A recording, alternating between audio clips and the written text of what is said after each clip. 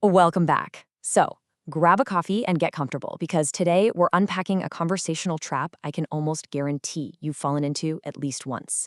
It's this specific pattern that just leaves you feeling completely misunderstood and, quite frankly, totally dismissed. We're talking about the bulverism fallacy. Today, we're going to journey from that terrible sinking feeling of being invalidated all the way to feeling totally empowered. Consider this your safe space to learn exactly how to untangle these frustrating moments with total clarity. Let's jump right in by looking at a deeply relatable yet completely invalidating moment. Have you ever thought to yourself, why did they never actually ask if I'm wrong, but instead just jump straight to telling me why I must be wrong?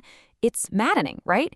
It's that exact moment when the other person doesn't even bother to check your data or your logic. They just assume you're incorrect from the get-go and then ignore your entire argument just to psychoanalyze you. They'd rather explain your motives than debate your views. Honestly, it's exhausting. So what exactly is bulverism? Let's take a look.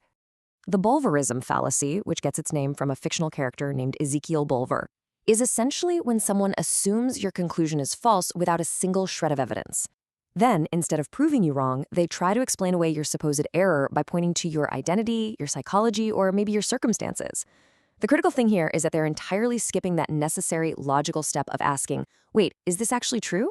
Instead, they're using your age, your background, or your identity as proof of your bias. You know the drill, right? They'll say something like, well, of course you believe that. You're just young and naive.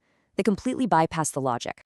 Real quick, before we dive into some everyday examples, if this is hitting close to home for you, if you've ever had your well-thought-out ideas just reduced to a personality trait, do me a huge favor and hit that like button. I really want you to join the conversation, so drop your story in the comments below. I read every single one, and I'd absolutely love to hear how this fallacy has shown up in your life. And hey, if you haven't already, make sure to subscribe for your daily coffee for the mind. It really helps keep the space going. All right, let's look at some everyday examples so we can actually spot this fallacy out in the wild. Picture this. You're a teacher, and you're presenting hard data showing that a new teaching method improves student outcomes.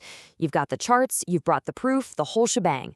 But then, boom, the bulverism attack comes in. Well, of course you'd say that. You're just a new teacher desperate to prove yourself. You see what happened there? They never actually addressed your data. They didn't even glance at the student outcomes. Your data-driven argument just got entirely sidelined by a personal attack on your experience level. They slapped a label on you and moved on. Or think about a scenario where someone is advocating for reasonable workplace equality policies. They're clearly outlining the structural changes needed at the office. But their response? You're just emotional because you're a woman. Once again, the actual policy proposal is completely ignored. The colleague unfairly dismisses the logic by labeling the advocate as emotional, purely based on gender. It's a textbook deflection technique, and it's specifically designed to shut the conversation down without having to do the hard work of debating the real issues. So how do we handle this? Let's get into your 3-step defense toolkit to reclaim your voice. Here is exactly how you can take back control of the conversation. Step 1.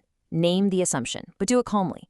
You might say something like, I'm noticing you're assuming I'm wrong without actually looking at my evidence. You're calling out the foul play, but you're keeping your cool. Step 2.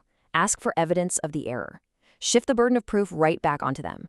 Ask, could you show me specifically where my data is flawed? And finally, step 3. Redirect to the argument itself.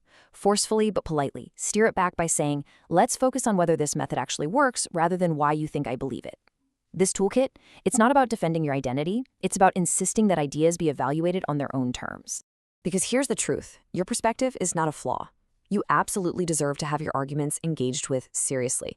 Never let your solid, well-thought-out logic be reduced to a cheap pop psychology diagnosis by someone who's just too lazy to debate the facts. Your thoughts matter, and by using these steps, you can stand your ground and make sure your ideas get the respect they deserve. Now, before we wrap up today's explainer, I want to leave you with a quick question to chew on. What do you do when wit replaces reason and laughter is used to silence the truth? I mean, what happens when they stop analyzing your psychology altogether and instead just mock your ideas with sarcasm, refusing to offer any actual counterargument? How on earth do you stay grounded when laughter is weaponized against you? Well, you're going to have to join us for our next episode where we'll be completely breaking down this sarcasm instead of argument fallacy and showing you exactly how to defend against weaponized jokes. I seriously can't wait to dive into that one with you. Until then, stay curious and keep learning.